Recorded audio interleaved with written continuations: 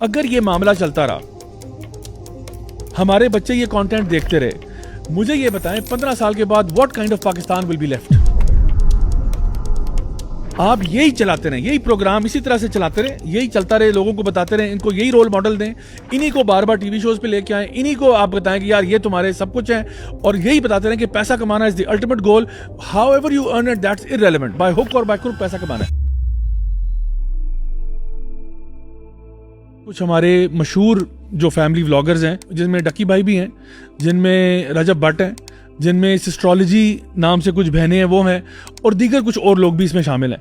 अच्छा, इनका आपस में कुछ मामलात यूं चले कि कुछ लोगों ने इनको एक्सपोज किया, और उनके एक्सपोज होने पे ना काफ़ी बदमाशियां भी शुरू हो गई।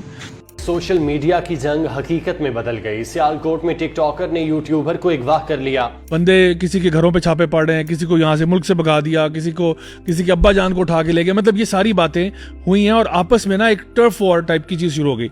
अच्छा, उसके साथ साथ ये हुआ कि 3 हमारे जो भाई हैं, एक डक्की भाई, एक रजब भट्ट और एक और जिनका नाम नदीम नानी वाला है, ये लोग जो है इन्होंने कोई कोर्स भी लॉन्च किया। अच्छा, उनको उस कोर्स में भी बैकलैश मिला, उस पर भी कई लोगों ने वीडियोस बनाया कि भाई ये कौन सा कोर्स आप बेच रहे हैं, जो कि आप यूट्यूब एल्गोरिदम्स और इन चीज़ों के ऊपर और फलाना, कि आप लोगों का क्या क्लेम टू फेम है कि आप इस किस्म का कोर्स पढ़ाएं।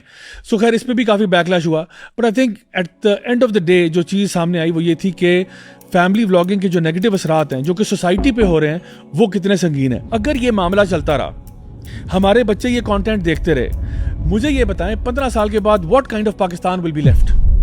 आप यही चलाते रहे, यही प्रोग्राम इसी तरह से चलाते रहे, यही चलता रहे, लोगों को बताते रहे, इनको यही रोल मॉडल दें, इन्हीं को बार बार टीवी शोज पे लेके आए, इन्हीं को आप बताएं कि यार ये तुम्हारे सब कुछ है, और यही बताते रहे कि पैसा कमाना is the ultimate goal, how ever you earn it that's irrelevant, by hook और बाय क्रुक पैसा कमाना है। मुझे बताएं 15 साल के बाद वो क्या पाकिस्तान होगा। यानी इफ आई मतलब वैसे I am very optimistic about Pakistan. वैसे मैं हमेशा कहता हूँ नहीं यार पाकिस्तान में बड़ी खैर है, बड़ी खैर है। मैं आपको गारंटी से कह सकता हूँ, आपने अगर ये 15 साल चलता रहा, there will be no Pakistan left. अगर आपने इसको अभी बंद नहीं बांधा, अगर अभी आपने इसे कंट्रोल ना किया, यू विल, आपकी सारी नेशन, मैं आपको बता रहा हूं, आप इतनी गंदी वैल्यूज डाल रहे हो, इतनी गंदी वैल्यूज डाल रहे हो। आप कह रहे हो यार पैसा इज किंग, आप कह रहे हो पैसा कमाओ, जो मर्जी तुम्हारे एथिक्स मोरालिटी से। अल्लाह ताला कुरान मजीद में कह रहे हैं, हदीस मुबारक में आ रहा है, कौमें बर्बाद किस तरह होती हैं जब आपकी एथिक्स मोरालिटी चीजें खत्म हो जाती हैं, फिर आपके पास कोई एक्सक्यूज नहीं रहता कि आप क्यों एग्जिस्ट करते हो। And Allah will replace you. अल्लाह, आपको लगता है कि आप कायम दायम रहेंगे, नहीं, अल्लाह आपको रिप्लेस कर देगा। आपने कौन सा सर्टिफिकेट साइन करवाया हुआ अल्लाह ताला से या अल्लाह के फरिश्तों से कि आप पे अजाब नहीं आएगा। आप, अल्लाह ताला विल रिप्लेस यू। अल्लाह ताला कुरान में कहते हैं अगर तुम वो काम नहीं करोगे जो अल्लाह ने हुक्म दिए, अल्लाह तुम्हें बदल देगा, तब्दील कर देगा। सो हमें, मैं अभी भी कह रहा हूं, हमारी हुकूमत को, जितने भी कानून ऑफिस करने वाले इदारे हैं, पेमरा है, PTA है, जितने भी FIA है, खुदा का वास्ता है यार, ये जो कंटेंट क्रिएटर्स हैं इस पे थोड़ा सा चेक लगाएं।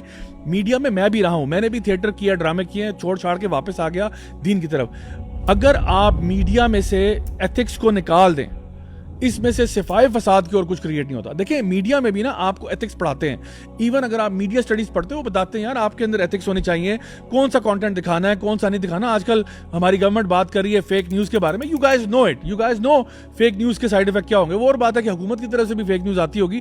The fact of the matter is, you know कि जो भी ऑल फॉल आप नहीं कह सकते आके, जो भी आपको पता है कि फेक न्यूज के असरात क्या होते हैं। इसी तरह से मैं आपको बता रहा हूं, अगर आपने माशरे के अंदर बिगाड़ क्रिएट करना है और आप उसको चेक नहीं कर रहे, आप कह रहे मुंह उठा के आप आए, फोन पकड़ो, घर को दिखा दो और उस पे से पैसे कमाओ, और उन्हीं को फिर आप टीवी पे लेके आए, उन्हीं को आप उठाना शुरू करें, believe me this will be disasters for the organisation of Pakistan. मुझे बताएं, ओवर 15 ईयर्स, जिसे मैं पहले बात कर रहा था, आपके डॉक्टर्स कौन बनेंगे, आपके इंजीनियर्स कौन होंगे, आपके ब्यूरोक्रेट्स कौन होंगे, आपके जितने भी एक्चुअल जॉब्स हैं जो सोसाइटी को हेल्प करती है, फिलैंथ्रोपिस्ट होते हैं, वो कौन होंगे?